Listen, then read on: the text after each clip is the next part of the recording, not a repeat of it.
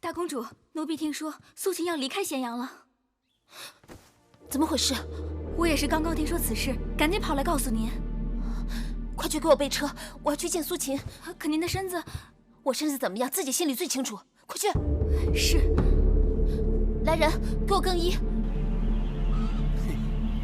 好皮子，那呆子哪里识货？说是当了，他就信了。哎，他已穷困潦倒，哪还顾得了这么多呀？你看来了。见过贵人。苏公子呢？走了。去哪儿了？哦，回乡了。午后出的门，说是要去东门搭乘韩国的货车。如果贵人此刻赶去，可能还来得及。货车？啊。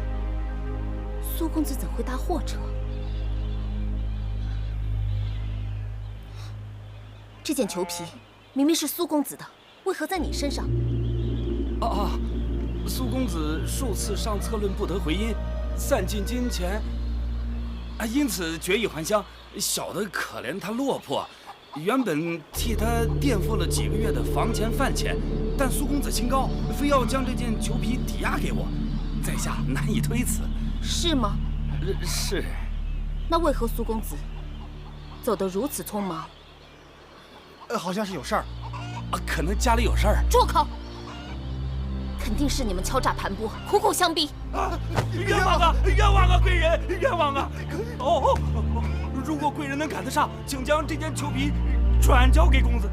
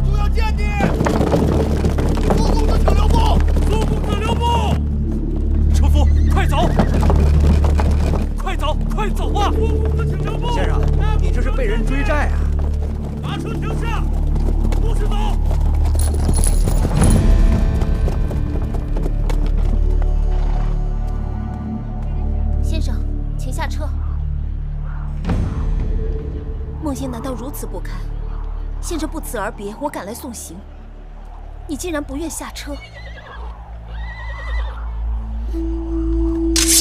下车！你给我下车！先生，你下车吧，免得这位女子大开杀戒。你还是下车吧。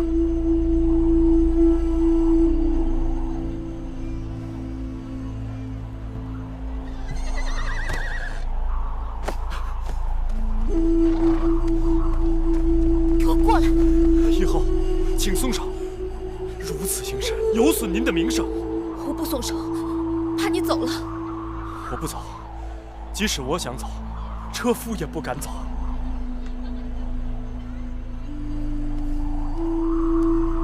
是我梦萦，求你千里传书，并承诺，若你有才华，定会得到我父王重用。没想到来时气宇轩昂，去时就衣敝履。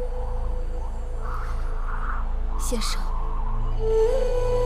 是我害了你。苏秦学识不足，不得赏用，客居在外，盘缠用尽，与你无干。为何你不肯接受我的金帛？男儿膝下有黄金，就算苏秦穷困潦倒，也不想错言无地。先生何苦这般为难自己？你是秦国公主，燕国王后，该顾及你的名节身份，还有你的孩儿。先生诧异，梦萦无国无父，连唯一的孩子都被赵国劫去了。我已一无所有，还讲什么身份名节？怎么了？你母子不是一起回到秦国的吗？我们离开韩国时，遭到赵人伏击，我的孩儿被赵国劫去了。那你父王没有派人去救吗？赵侯雍劫去我孩儿，打的就是劫持嫡公子，以谋取燕国王位的意图。就算秦国大军攻入赵国，都未必能夺回我孩儿。义后，你受苦了。孟莹认命了，先生不必怜悯。罢了。先生若有高见，还请赐教。在我看来，此事并不难办。先生若有办法，何不跟我一同回宫面见父王？不了，我数次上策论，你父王不屑一见，我又何必再自讨没趣？我随口一说，你父王愿不愿意采用，悉听尊便。先生请讲。燕国君臣意味逆天为人，不但国内动荡，更会引起诸侯不安。赵侯雍扣押了公子职，必是为了等候燕国内乱，他好乘机以拥立公子职为借口入侵燕国。但眼下，赵国军队还拖在函谷关，不能两面作战，想要一箭双雕，既解夫人之难，又解秦国之围的唯一办法，就是我们寻机挑起燕国的战乱，再以此迫使赵国不得不放弃与秦国为敌的策略，共同拥立公子职继位为燕王。那如何才能挑起燕国内乱？齐国。齐国？对。赵国有燕王哙之弟公子职，而燕王哙的儿子太子平却在齐国为之。燕王哙打算让位于子之，可太子平却因此失去王位，岂有不恨之理？诸国联兵攻秦，而齐国这次却没有加入。我猜他们必是为了等待更好的机会。只要在太子平身边挑起事端，齐国必将卷入燕国之乱，由此，赵秦两国便可出手。先生果然是旷世奇才，为何无人肯做伯乐石马，却使得明珠暗投？苏秦也认命了。义浩，愿你母子团圆，平安回到燕国，执掌一国。你我萍水相逢，有缘一回，今日告别，各自东西。先生，请留步。苏秦已经烧了为秦王所写的全部策论，就此辞别咸阳，不会再回来了。等等。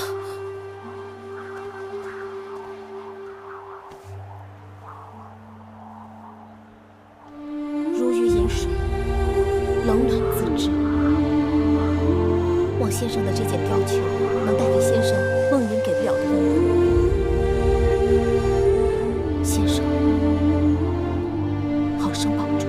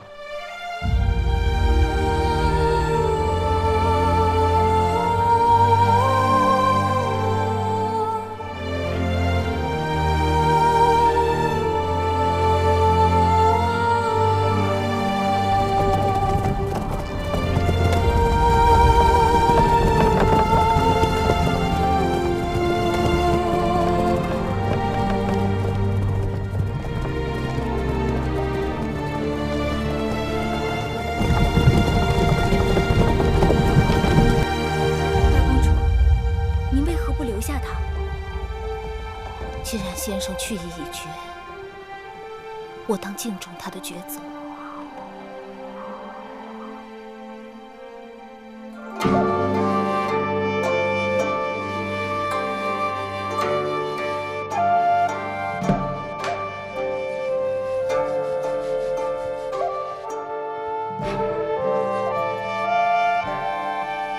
王后，好了，今日就练到这儿吧。什么事？苏秦已经离开咸阳了，大公主去追也没追上。苏秦能否追回来，全在大公主；能否留下来，却在大王了。此刻，大公主已经去了宣誓殿找大王，想必是想让大王把苏秦再给追回来。父王，如此一来，诸国困秦之局可转化为列国困燕之局，秦赵两国更可借鹬蚌相争，成为最后的渔翁。这全是苏秦想出来的。是啊，父王认为是否可行？类似的谋略，张仪也提过。看来苏秦的确有才。的确如此。大王，王后来了。让他进来。是。孟莹，你先回宫歇息，我会派人速速追回苏秦，并和众臣商议此事，争取让齐王早日发兵燕国。谢父王，孩儿告退。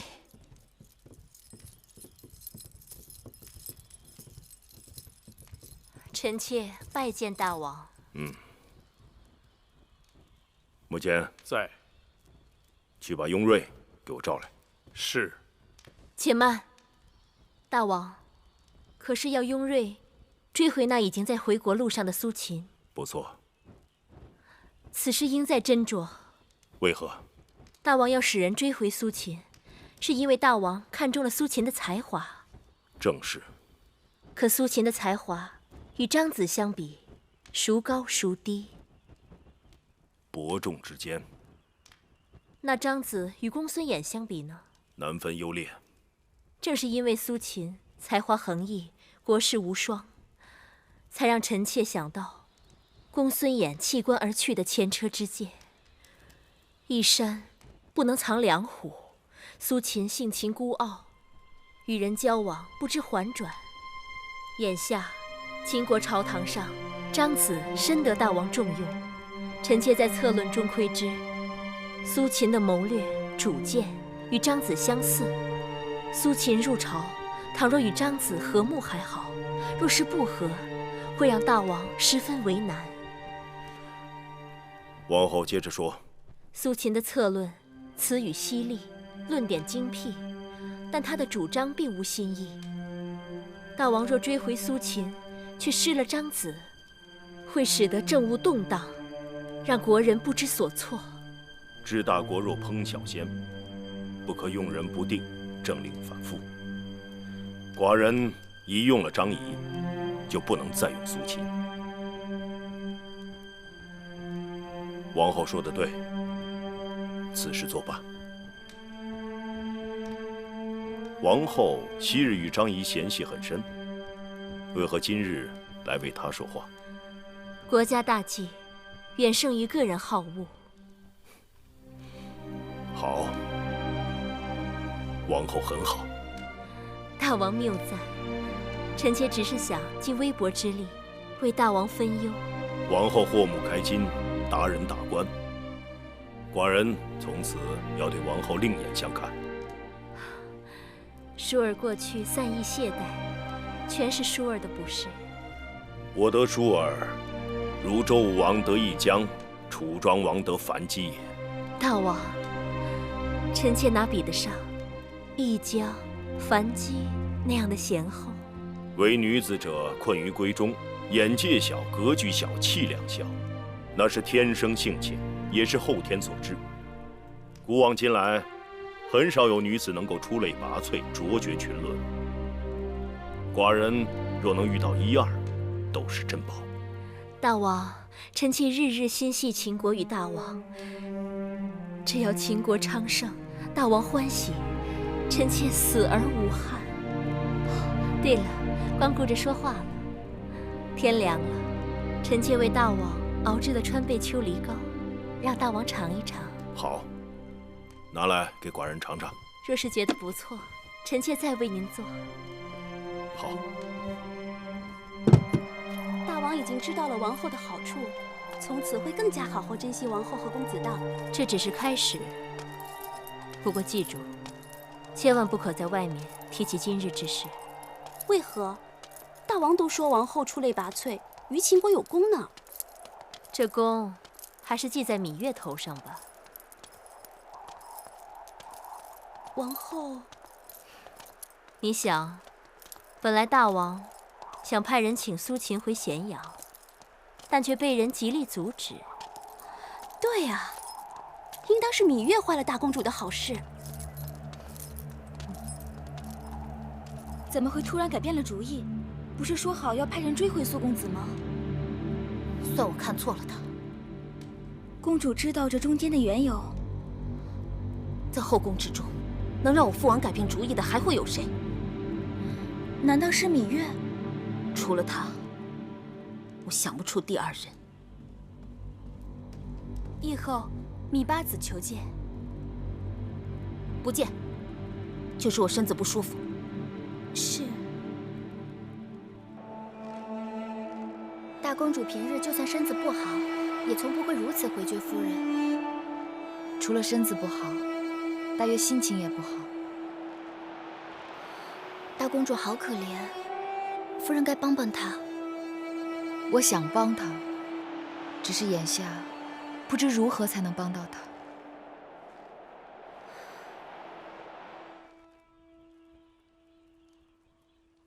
自上次司马将军大胜后，双方战事一直僵着。如果等齐国发兵，再解函谷关之围，不知拖到何日。近日，我军进行了休整，又增添了粮草兵卒。臣建议趁天气转暖，把兵马可以分成2支，一支重兵对付函谷关下的联军。开战后，先是猛攻，然后佯败，将联军诱至休于这个地方。此处是设伏的绝佳地，让司马错率另一支重兵等在此处。有朋自远方来，不亦乐乎？我们在休于好好招待他们。大王，魏军重甲直戈佩剑，我们新研制的大批弩机正好用来对付魏军的重甲。至于韩国的弩机阵仗，魏国的重甲兵卒是弩机阵仗的守护，攻破了魏国的重甲，兵马可以从侧面进攻，使得弩机阵仗成囊中之卵，一击即破。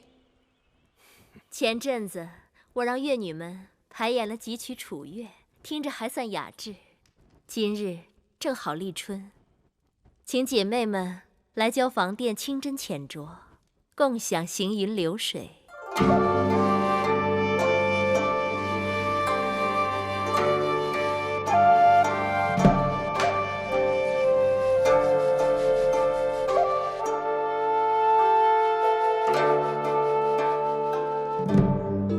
来，姐妹们。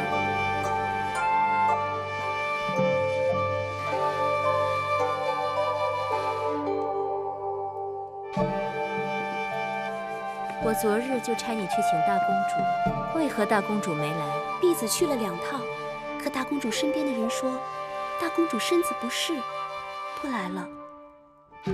月妹妹，你与大公主一向热络，不知梦莹的身子是否要紧？我去探望过几次，但大公主一直不肯见人。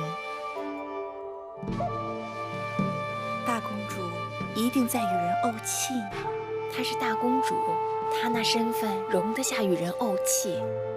怎么，是芈月阻拦大王迎苏秦回咸阳的吗？宫里都是这么传的。芈月与梦莹情同姐妹，她为什么要这么做？说是为了张仪。几位姐妹聊得好热闹，能否说出来让我也听听？王后，大公主病得蹊跷，依臣妾看，还是得请一位靠得住的太医去诊诊脉才好。妹妹提醒的是，珍珠，奴婢在。你去找太医令，让他派个好点的太医，专门照料梦莹，好好调理她的身子。是，奴婢这就去办。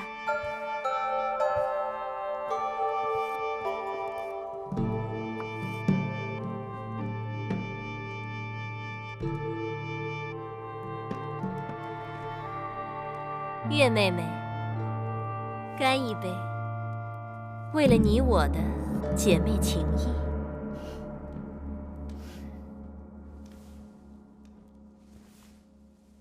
公元前317年，秦前左庶长初利基率军出函谷关，反击韩赵魏3国联军，于休于大败联兵，斩敌8万多。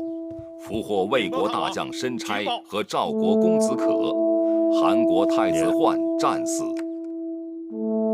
函谷关之战是战国时期最后一次诸侯合纵攻秦之战，从此六国再也无法抵御秦国的兼并。今儿饿不饿呀？要去多吃一点，好不好？继儿，大王，大王，继儿又长高了。对。大王今日这么早就下朝了？今日大朝没什么事，只是谈论了一下此次大捷的封赏。我已下令将修鱼之战的捷报传谕全国。自商鞅变法以来，秦国势力日强，六国一直想联手将秦国打压下去。这一战之后，恐怕他们再也不敢小觑我大秦了。诸国战败，只得给大秦割地赔偿。张子这次出使列国，定会风光得很。大王，是否让张子出使，先去赵国？我知道，你这是为大公主计。哎，好香的饭食啊！寡人在这里用晚膳。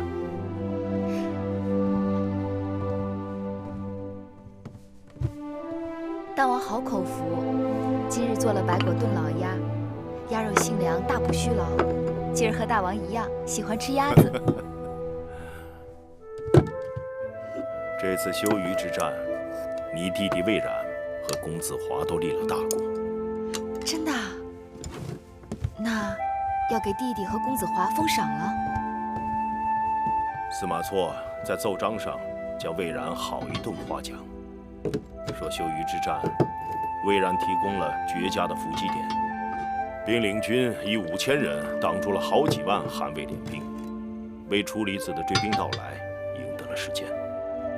太好了，魏冉没有给你和寡人丢脸。月儿，该感谢司马错将军调教有方。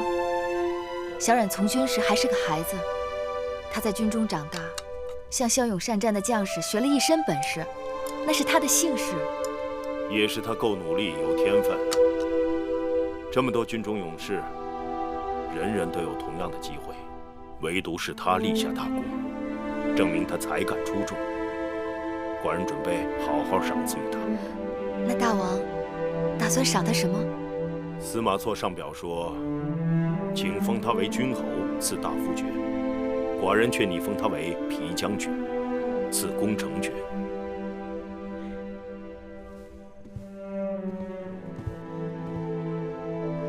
月儿多谢大王。小丫头，此次为何不谦让了？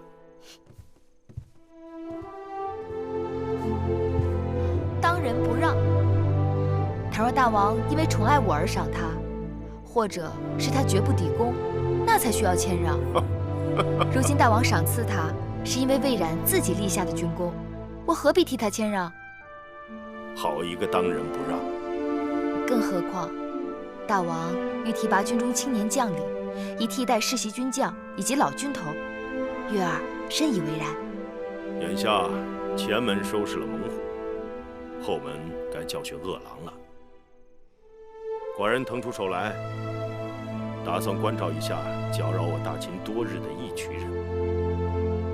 那大王打算让谁去？我知道了，定是那个刚刚被封了皮将军、赐攻城爵之人。大王放心，魏冉定会知恩图报，再立新功。知寡人者，芈月也。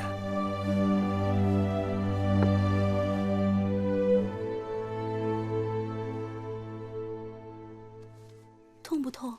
不痛。姑姑看着都痛，公子怎会不痛啊？只是皮肉破了，又没有掉脑袋。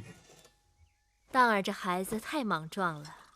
早上荡儿和壮儿一同去骑马，内侍们照应不周，2个人都从马上摔了下来。壮儿疼得直哭，荡儿却一滴眼泪也没掉。勇敢是我秦人之美德，为王者要有气壮山河、勇冠3军的气势。大王还夸他，您瞧这一身新衣，半日就被扯了好几个口子。新衣破了可以缝补，像壮儿那样，胆子破了，拿什么缝补？父王小时候也打架吗？荡儿休得无礼。父王小的时候是个打架高手。怎么样？父王小时候也打架，而且还是高手。这孩子，整日和小内侍们混在一起，摔摔打打的，我都担心他受伤。父王的天下都是打下来的，还是昨日一个打他们2个，今日我要打他们3个。好啊！公子人小志大，好厉害！壮哥哥，走！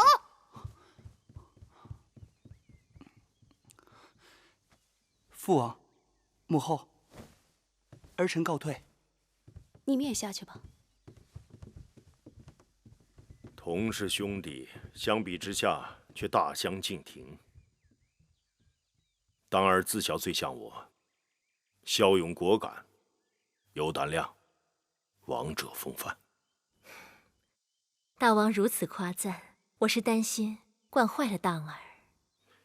明日让荡儿搬入成明殿偏殿读书，寡人也好时时对他指教。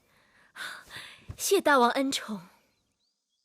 寡人回成明殿去了。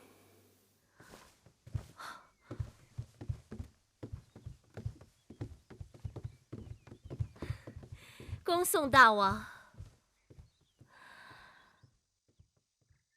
人家都说进了成明殿偏殿读书，就是为立太子做准备。大王当太子前也是在成明殿读的书。这话不可到外面乱说，让大王听见就不好了。王后，大王还下令封了芈月的兄弟魏冉为皮将军，赐功成爵，还不都是因为芈月？且不说芈月在大王眼中的分量，那魏冉封爵是因为在函谷关立了军功。只可惜我身边没有一个能为我争天地的好兄弟。不过大王最中意咱们公子，王后有了公子，再高的爵位哪比得上未来的大王？昨日甘茂与张仪在朝堂上又吵了起来，甘茂和张仪历来不和，大王提拔军中新进少年替代世袭军将，必然引起甘茂等朝中旧人和老将军们的不满。珍珠，你去给我拿500斤，外加100匹楚锦，给甘大夫送去。他也是楚国人，曾是石举先生的弟子，我们对他更该亲近些才是。另外，给初离子送上同等份额的礼物。他是荡儿的王叔，亦是左庶长，大王向来依仗他，朝廷里有他说话，大不一样。若甘大夫和初离子问起来，这不年不节的，何以送如此重礼？就说荡儿从小热心军务，希望有朝一日得到甘大夫和初离子的悉心指教。是。绿儿，快点，快点！公子，公子，慢点跑。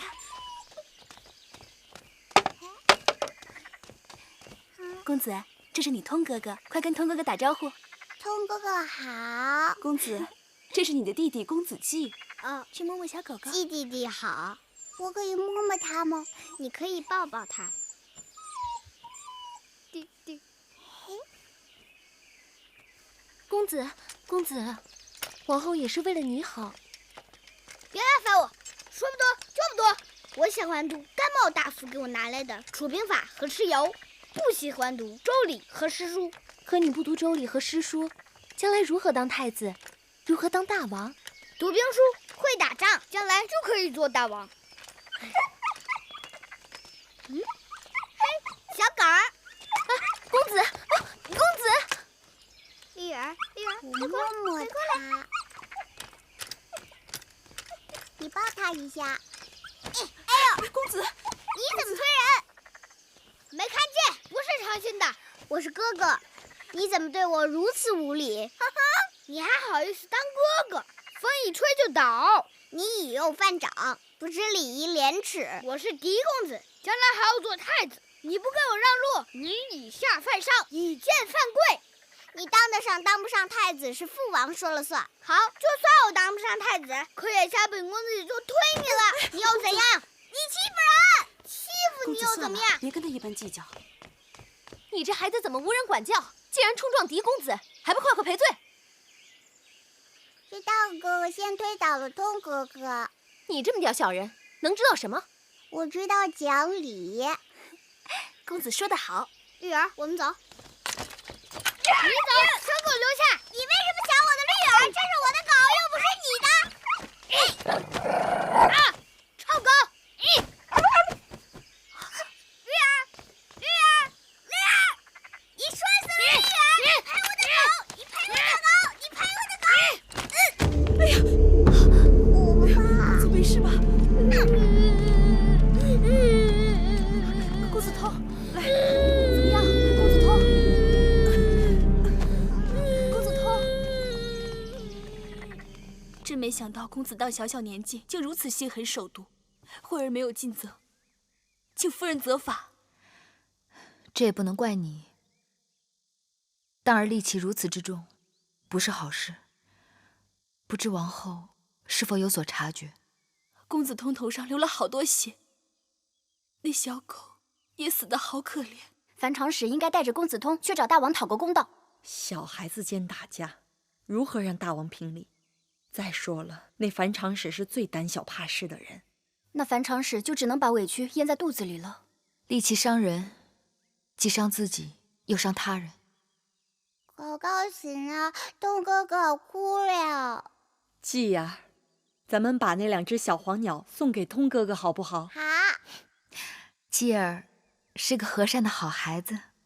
基儿，娘亲抱抱。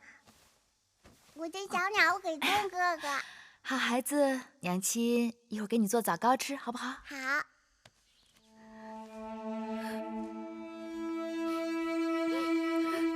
樊长史也别太伤心了，小孩子伤口长得快，换几次药就会好的。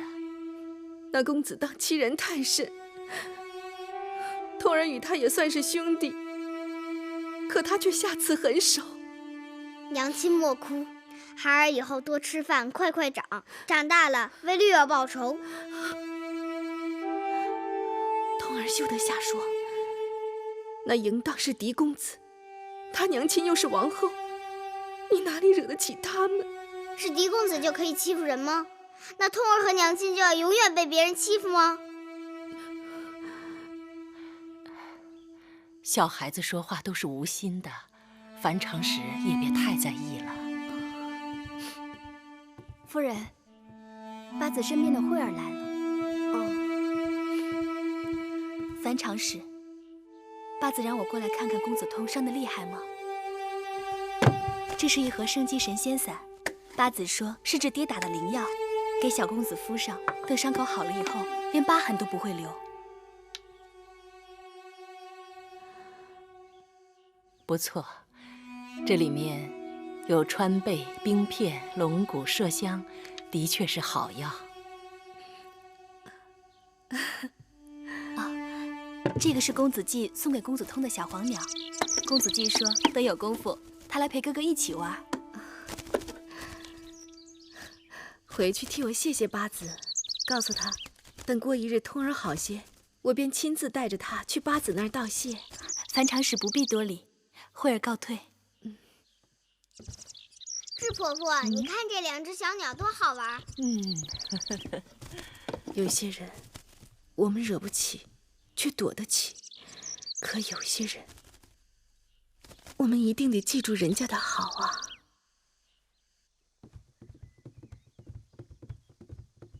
姐姐，妹妹来得正好。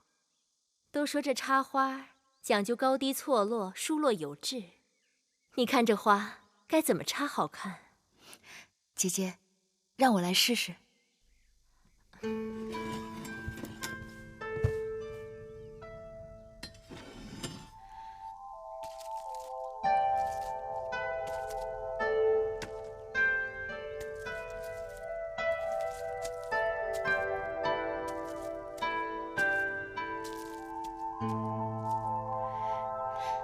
姐姐，你看，这样如何？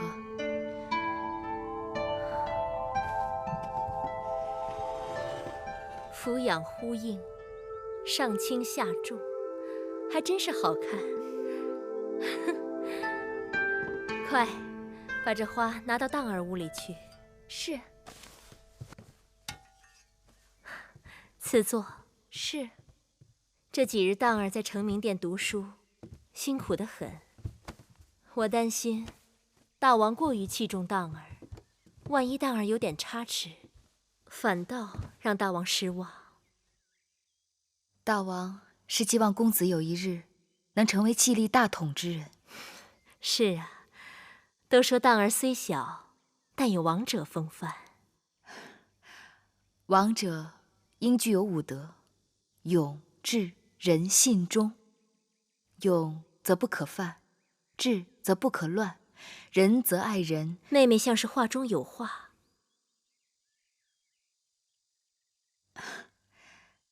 姐姐可知，昨日当儿在园子里为了公子通养的一只小狗起了冲突。果真有此事？是，王后。怎么回事？那是因为公子通先招惹了公子。小孩子和小孩子嘛，都是打出来的交情。当儿打伤了公子通，还摔死了小狗。王后，那个公子通可比咱们公子的年龄还要大一点呢。公子通比当儿年纪还要大，却打不过当儿，也是笑话。姐姐可是希望当儿有一日能成为大王？人之所在，天下归之。妹妹到底想说什么？我担心当儿身上有一股戾气。当儿才多大，哪来的什么戾气？未免也太小题大做了吧。好了好了，姐姐知道了。等当儿回来，我会教训她的。是，姐姐心里有数就好。当儿就快从成明殿回来了，给她的点心准备好了吗？回王后，早就准备好了。既然姐姐忙，那我就先告辞了。妹妹慢走。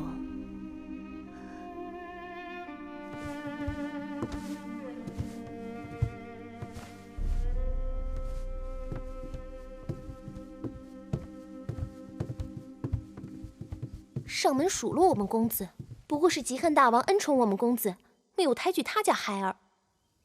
哼。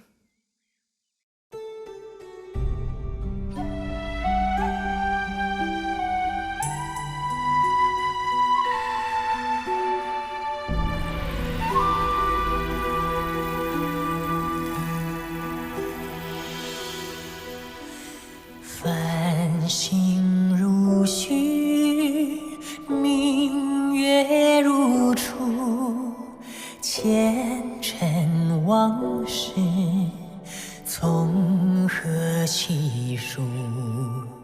心有情丝万千束，却生得一缕孤独。春花开谢，秋草又枯，盛衰荣辱，如何细数？泥水暖，为谁寒？换不回一人如故。尝尽悲欢离合人间苦，却怎么咫尺天涯陌路？去心诉，痴一度，去情再相负。愿为你平静柔情傲骨，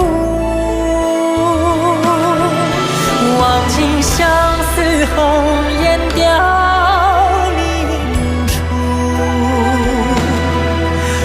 之月，与你朝朝暮暮。爱如星，恨如骨，生死再相负。愿为你永生永世守护，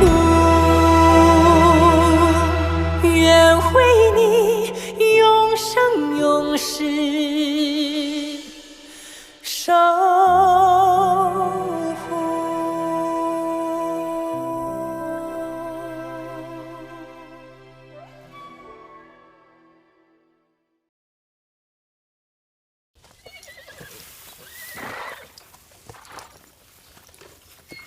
八子虽说好久没来马厩了，但那匹马我都让这儿的人小心伺候着。老朋友，好久不见，你脾气还是那么大吗？一渠人的种生猛得很，这平日啊都没人敢招惹他。一会儿等他吃饱了，带他去透透风。是。大公主。大公主，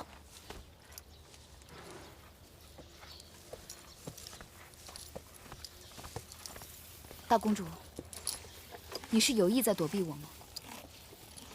八子见谅，你是父王的宠妃，我上赶着巴结还来不及呢。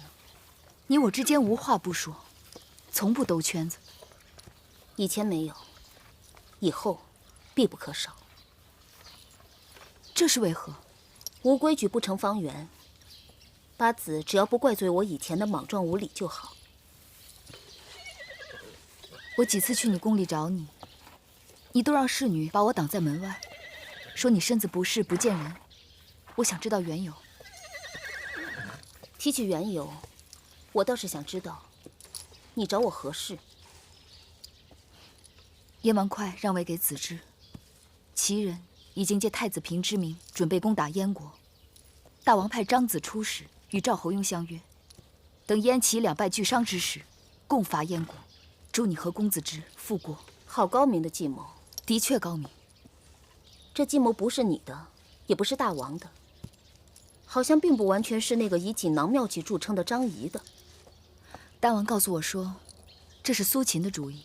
他苏秦数上策论都被退回，可见父王身边人才济济。为何父王还要听从一个落魄世子的计谋？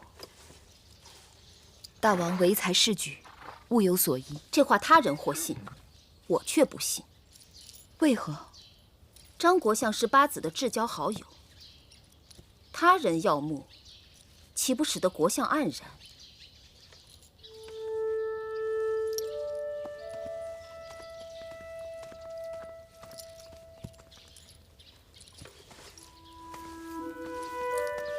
大公主，这是怎么了？恐怕他对有些事情误会了。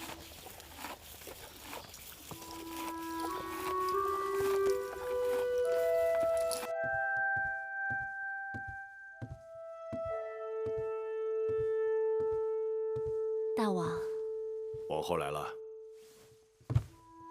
昨日听到大王有些咳嗽，臣妾特地熬制了贝母百合羹，给大王润肺。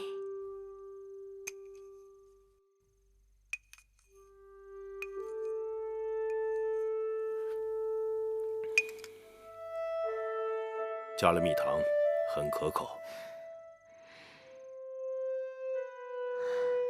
自从函谷关大捷，大王名扬四海，接下来，大王准备如何？王后猜猜。那就是帮着孟莹母子复国。错。大王准备寻衅伺机。比那更重要。公子们都即将成年，大儿也过了8岁，望9岁了。大王是该看远一些。臣妾猜测，大王是……寡人已经教训了韩赵魏三国，下一步就是收拾老在寡人身后趁火打劫的义渠人。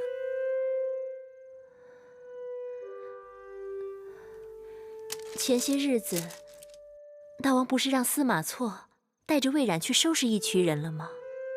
他们定会让义渠人长些记性的。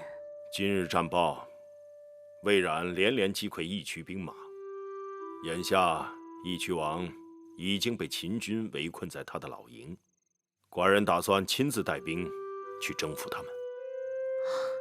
大王威武，必定一举成功。这次出征，是否要带上嫔妃服饰？带1、2个便可。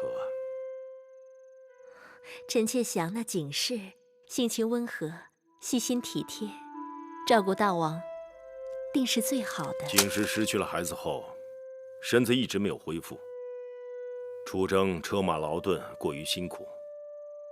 寡人还是带上芈月去吧。芈月曾经去过义渠人的驻地，对那里多少有所了解。芈月服侍大王多年，深知大王习性，她当然是最好的。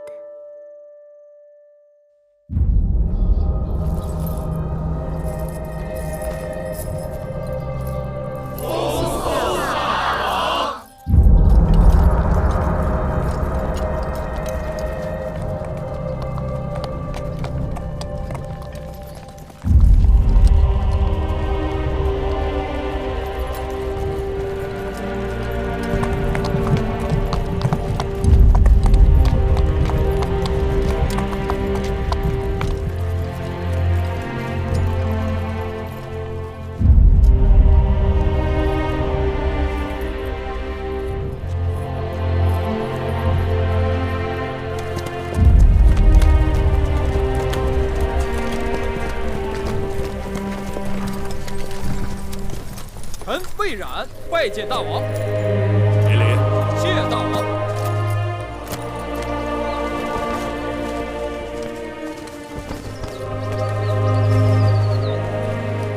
这就是义渠老营吗？是。他们有多少人马？不足万人。眼下义渠苟延残喘。司马将军、魏将军，你们以为下一步战局如何？义渠人向来狼戾不仁，这几个月咱们打了几场大仗，俘获了不少义渠人马，也算是给了他们一个教训。现如今，义渠王和他的部下就被围困在这山谷里。前几日还派人传出信来，说愿意归降秦国，让咱们尽快派人前去商谈。不过困兽犹斗啊，有探马报告说，山谷里兵马调动频繁，只怕义渠人是打算假归降，而趁商谈之际拼死突围。兵以诈立，义渠人天生桀骜不驯，寡人要当心他们表面一套，背后一套。芈八子，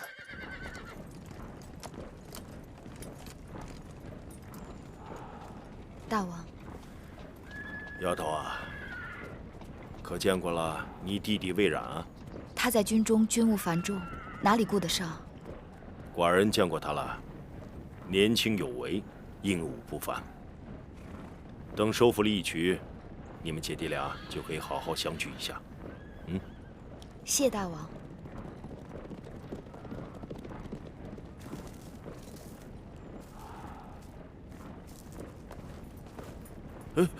这是干嘛？大王别动，给你戴顶花冠。好看。如何好看？以你嫣红，老伯戴上花冠，比戴王冕好看。后宫女子也就是你，以为花冠比王冕好看？他们是太看重那顶王冕，而不在意是否好看。又说傻话了。老伯嫌弃月儿，傻有傻的好处。有何好处？赤子之心，纯一不杂。谢老伯夸奖。这些日子，老伯鞍马织劳，辛苦了。要不要跟月儿去外面散散心？草原是郁郁葱葱，美不胜收呢。寡人打算明日派人跟司马将军一同前往义渠营地，商议接纳义渠王归降之事。一来，探探他们的虚实；二来，也要他们知道秦军这边以逸待劳，严阵以待，免得他们仍存侥幸之心。这个人最好跟义渠有点交情。若是张子或者雍大人能在就好了。张仪出使列国未归，临行前雍瑞有病了。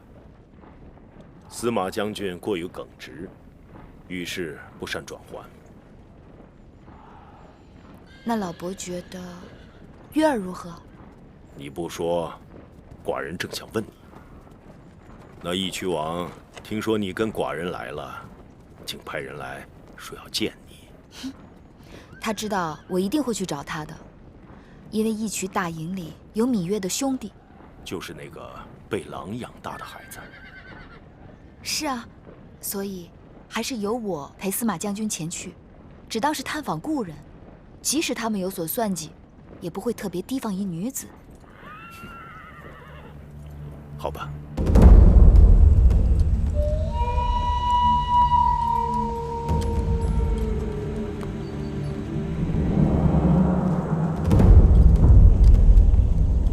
司马错拜见义渠王。义渠王，别来无恙。月公主，听说义渠王打算率部归降，八子特来探望故人。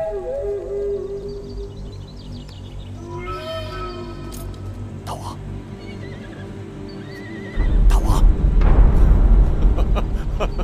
月公主身为秦王的宠妃，亲自来到我义渠大营，是我等的荣幸。请。大王听说义渠王迷途知返，有归降称臣之心，十分欣慰。义渠与秦国本为友邦，早有盟约，朝贡于秦。只是义渠王受公孙衍挑唆，反复背叛。这次还需你等拿出诚意，真心相见，才可化干戈为玉帛。我义渠人向来都是先谈交情，后谈交易，酒过三巡才知道是不是朋友。上酒。慢。按大秦的规矩，该是先谈交易，再谈交情。既然这样，咱们什么都别谈了。义渠王不要对司马将军恼怒，他不知义渠人的情分深浅，都在这酒水里。芈月愿意客随主便，我先来敬义渠王一碗，望义渠王能推诚相待，口能对心。月公主早年在我义渠做过客，也该知道我义渠的习俗。来，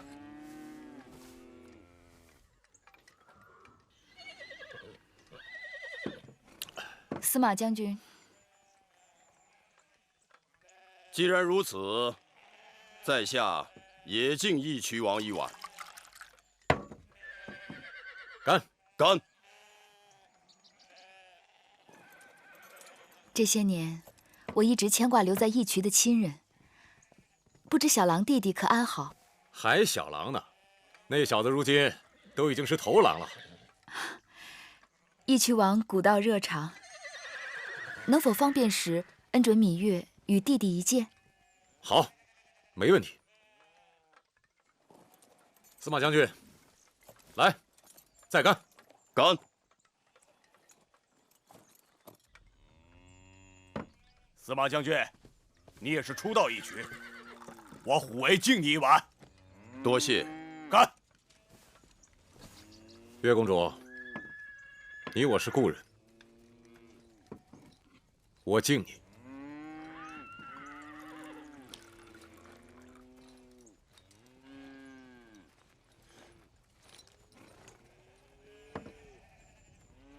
义渠王说是要归降大秦，可我刚才进来前，看到义渠兵马枕戈待旦，戒备森严，毫无懈怠，这不像是要休战的景象。我们义渠人的命是自己的，这睡觉也得睁一只眼。这是你的老营，是你们义渠的地盘，你若不想归降，秦军谁又能围得住你们？可见我义渠人归降之心绝无虚假。明明是待价而沽，却说自己诚心实意。你那一曲草原，大半都到了秦国手中，你就算逃出这山谷，又能有何作为？如此说来，我义渠只能向秦国称臣了。不过，我既已称臣，秦王必须以礼相待，从此两下相安无事。可秦王要的，并非是义渠名义上称臣，而是真正的归降。义渠王去王号，改称义渠君，也就一字之差。义渠治理也都要推行秦法。什么？义渠是我的义渠，为何要推行秦法？既然义渠王对秦王称臣，那义渠就该是大秦的国土，推行秦法也理所应当啊。你要是这么说，归降之事不谈也罢。义渠王糊涂，你想想，自从大秦推行新法，国强民富，天下无敌，立威诸侯。既然秦法对治国治民有好处，你为何不先试一试，再说不呢？义渠人有义渠人的活法，为何要向别人学？你那活法若好，就不会被秦军铁桶般围在这山谷里。你们归降，已经是城下之谋，但秦王仁义，他已经答应将占领的义渠土地全部交还于你，并由你来管辖推行秦法。从此大秦就是义渠的后盾，遇上天灾，大秦就是义渠的粮仓；遇上敌手，大秦就是义渠的帮手。这有何不好？义渠王是聪明人，秦王愿意从此与义渠化干戈为玉帛。秦国强大，义渠也强大；秦国富足，义渠也富足。义渠众生的福祸，只在大王的一念之间。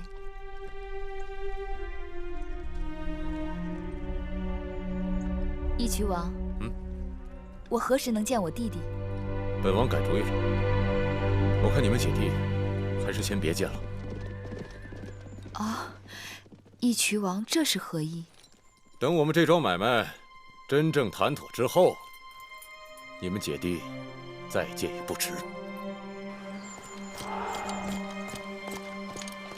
大王，谢大王。谈判的人已经回来了，义渠人接受了全部归降条件。好，义渠人这次总算学乖了。那还等什么？我们可以举杯庆贺了。是。魏将军，你姐姐很好，有空去看她一下吧。谢大王。让我们一起敬秦王！敬秦王！敬秦王！干！干！来，大家再敬秦王一个！敬秦王！敬秦王！敬秦王！敬秦王！干！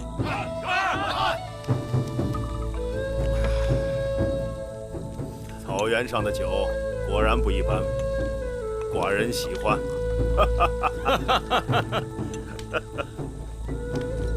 芈月公主，这草原上的酒，秦王说了很不一般，难道你不想尝一口？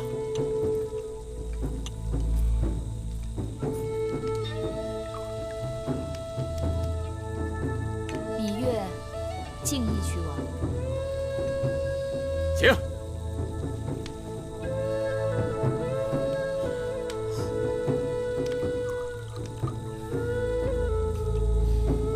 芈月公主，你果然是女中豪杰啊！秦王，刚才你说这草原上的酒很不一般，其实啊，我这草原上的女人也很不一般，不知秦王你是否喜欢啊？女子似酒，又不是酒，要看个人的口味。寡人就喜欢芈月这种口味。不知义渠君的草原上有没有同样的女子？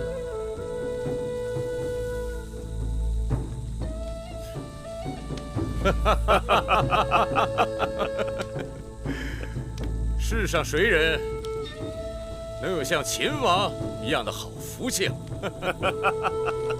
好，为好福气，干杯！干！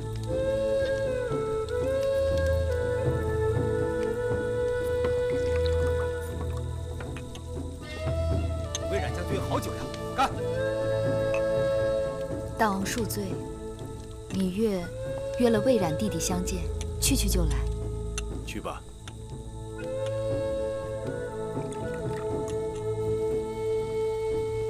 为了大秦和义渠的盟约，义渠君来，我们再干一杯。好，请。姐姐，快起来。姐姐，这几年东征西讨，也没什么时间跟姐姐相处。皮将军，近来可好？啊，姐姐还拿我打趣。姐姐这是高兴。我已经有一大块封地了，所以以后不管姐姐有何事，小冉都能为姐姐遮风挡雨了。小冉长大了，也懂事了。嘘！什么人？出来！怎么了？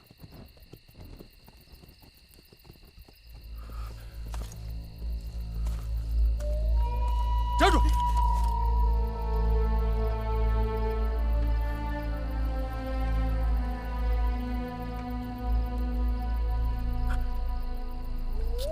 姐姐，你是？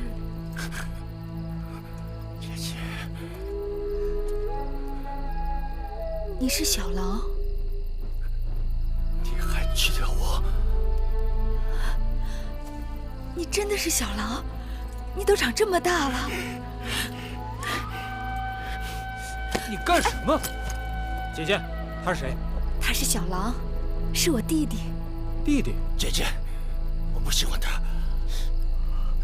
好了，来，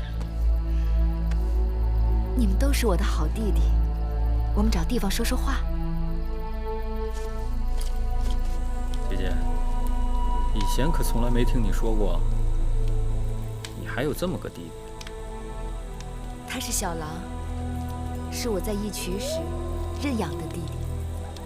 哦，那也就是说，他并不真的是你的弟弟。你才不是弟弟！多个弟弟有多好，小冉也多个兄弟。我当时以为可能会死在义渠。小冉，我想你，像葵姑，像荣帝。小狼的年纪比你还小，他也是孤苦无依。看到了他，我就像看到了你们似的。离开义渠时，我自身难保。小狼是和狼一起生活过的孩子，野性未驯，刚刚开始学画。义渠人不肯让我带上他。后来我也曾请求大王派人去义渠接他回秦国，义渠人又不肯把他还我。真没想到我们能够在这儿团聚，这义渠王还算是讲信用的。是义渠君。义渠王。义渠君。义渠王。你好了好了，别争了。小狼，你这么维护义渠王，看来他待你不错。是不错，瘦的皮包骨，看来是没吃过饱饭吧？你倒是肥头大耳的，真是长得肥的狼，是吃不到肉的。狼？小狼？笑死我！就你这种皮包骨的狼，我赤手空拳打你3个！来啊！来呀！来！哎，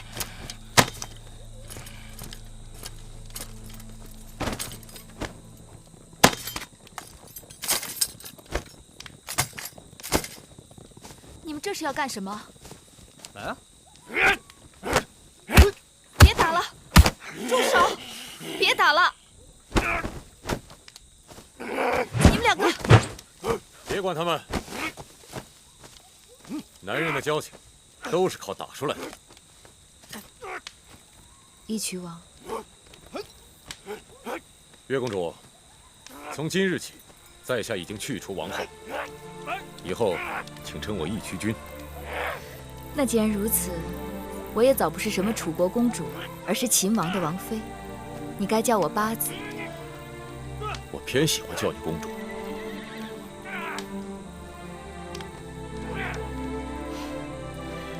就你这脾气，我真没想到，你也会对谁俯首称臣。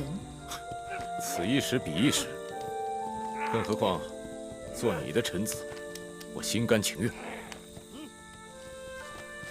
义渠君，拿我说笑了。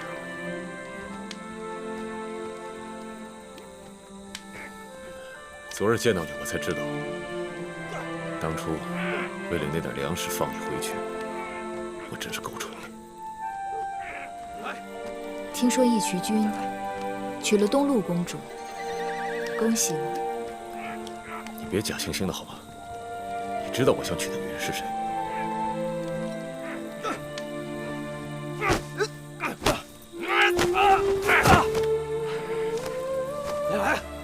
小郎身手不错，看来义渠君的确很照顾他。我要对你说声谢谢。我也没白照顾他。这些年，小郎替我打了不少胜仗，他是个勇士，是个有用之才。可他看上去这么瘦弱。哎，你别看他瘦弱，他吃的比谁都多，打起仗来比谁都狠。他就是怎么吃都吃不胖。我问过老吴原因，老吴反问我：“狼就是狼，你见过肥胖的狼吗？”老吴风趣得很。也许当初是在狼群里生活过的原因吧，我看他这辈子都胖不起来。但是啊，你别看他瘦弱，他的力气可比谁都大，多少个大汉都打不过他。哎，你看。好了，别打了，自家人使出身手就罢了。小冉，听姐姐话。没听见公主说的话吧？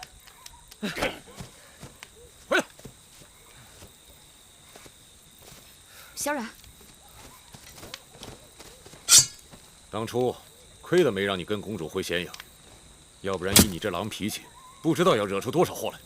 既然我们姐弟三人受义渠君之恩惠，有幸团聚。那义渠君能否好人做到底，将小郎还我？公主啊，你知道我的为人，我从不做好人。小郎大了，腿在他身上，你留不住他。是吗？哼，小子，你不会真的是这么想的吧？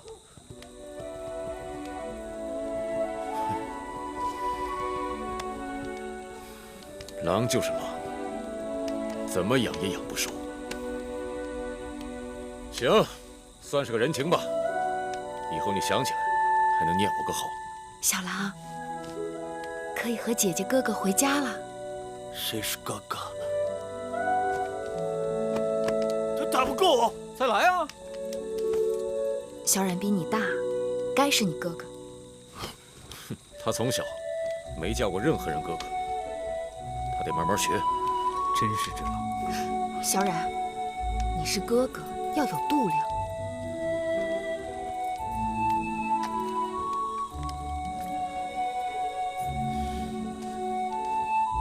哎，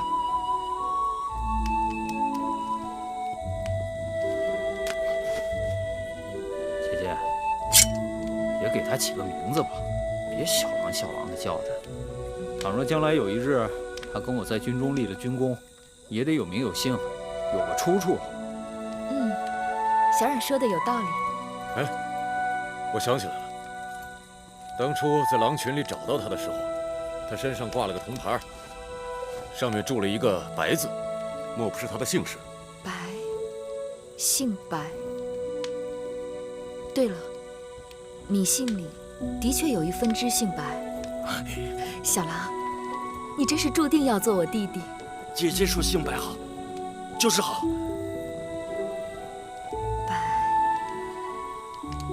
叫白起，怎么样？我有名字了，我叫白起了，我叫白起了。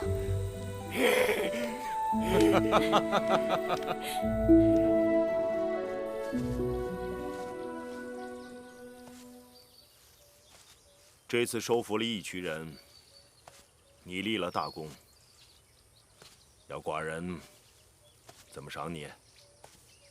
那就让老伯背一背芈月。小丫头，讨赏讨得无法无天。老伯不肯赏就算了。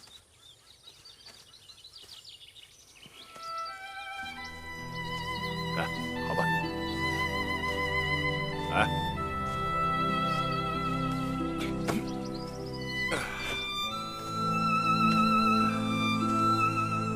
小丫头，那义渠君看你的神情有点古怪啊。如何古怪？像狼捡到了肉。即使是狼，他也要忌讳大王手中的利剑。你找到你那义渠的弟弟了吗？是，臣妾还给他取了个名字，叫白起。好，那你打算怎么安置他？臣妾想让他跟着魏冉从军。好，血性男儿，罪恶沙场。寡人喜见你的弟弟们都成为大秦的社稷之器。多谢老伯。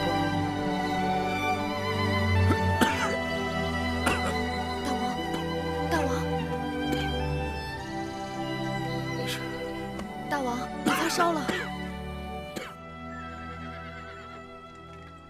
大王有恶寒，舌边尖红，苔腻，脉象浮缓，身上有暗红的肿块，看来大王是被毒虫咬了。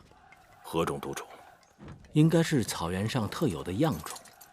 我这就给大王开药，只要悉心调养几日，慢慢会好起来的。大王，咸阳来人急报，说齐国出兵攻打燕国，杀死了燕王哙，又将子之剁为肉酱，并与中山国相联手瓜分燕国，燕国大乱了。这就是说，我们的机会来了。马上派人联络赵国、秦赵两国一起出兵，送孟宁和他儿子入燕。是。马上备驾，寡人即刻回宫。是。大王，你还病着呢。被小虫咬两口算什么？不疼不痒，还不如蚊蝇厉害。大王不可小觑那恙虫，若不及时诊治，后患无穷啊！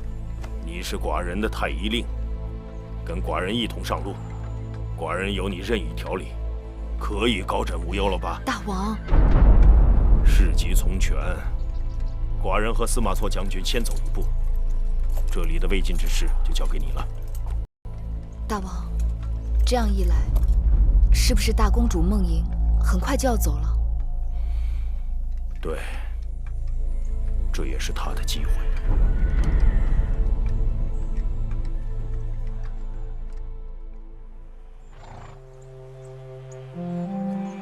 我在草原打搅义渠君多日，从今往后，望义渠和大秦成为真正的一家兄弟。既然是一家，你们秦王刚走几日，你就急着要走？即便是一家兄弟，也不可总住着不走啊！你把我义渠最好的勇士都拐走了，我做的尽是赔本买卖。你看，说着说着又生分了。姐姐，大王令我们率军直插燕国，与姐姐不同路，就此别过，请姐姐一路珍重。小冉放心，我把白起交给你了，你要好好待他。姐姐放心。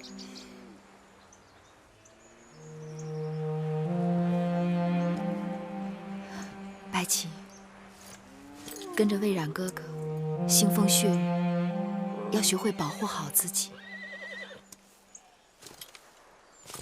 姐姐，你在咸阳等我。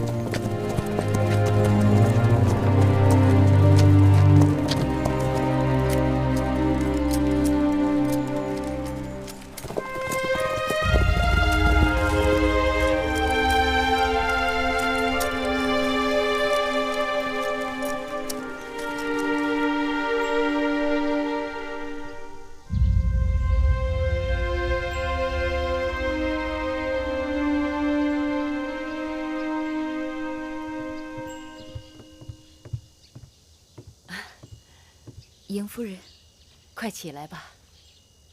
好久没有见到贵人了。听说八子随大王去义渠，刚刚回来。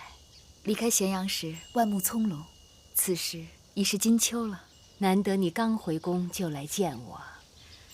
芈月在外一直惦记着迎夫人，我给夫人带回了草原上最好的羔皮。多谢你还想着我。原本想着能赶上给大公主送行的。没想到还是晚了一步。大公主启程去燕国，听说大王前日亲自前往相送。是啊，秦赵两国出兵，情势不等人呐。公子直将被燕人拥立为王，孟莹随着秦军入燕，将为母后摄政。月儿真心为大公主高兴。是啊，孟莹总算是苦尽甘来了。大公主离开秦国前，我们好像有些误会，没来得及解开。孟莹心里边纠葛的是那个苏秦，他们两个终归是有缘无分的。这件事情也不该怪你。大公主和苏秦有情分，生死无忧，坐拥高位。能得到她这个位置，是生在大征之时的女人最终的追求。即便是她还有什么其他的想法，那都是不切实际的奢望。那如果大公主想要的，并非是生死无忧、坐拥高位吗？她是王家的儿女，不该另有他想。大公主，若真因为苏秦一事怨恨月儿，那月儿的确愧疚。小儿女之情只是浅蛙之水，面对大江大海，该有不同的情怀。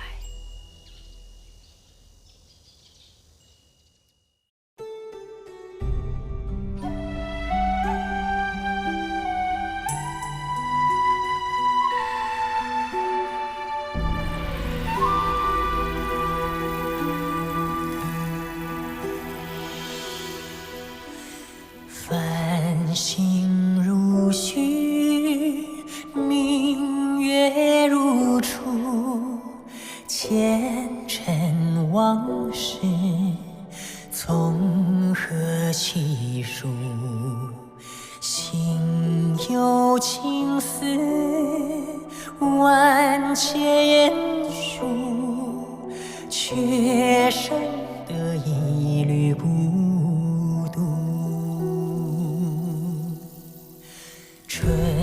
花开谢，秋草又枯，盛衰荣辱，如何细数？你水暖，为谁寒？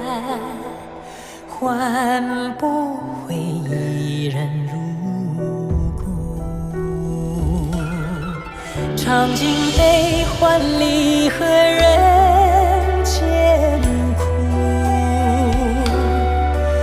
也怎么咫尺天涯陌路？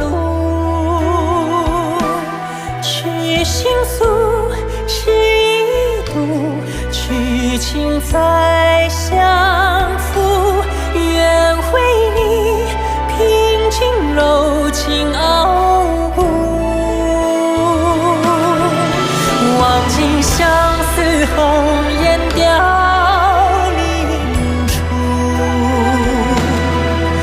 我只愿与你朝朝暮暮，爱如心，恨如骨，生死再相负。愿为你永生永世守护，愿为你永生永世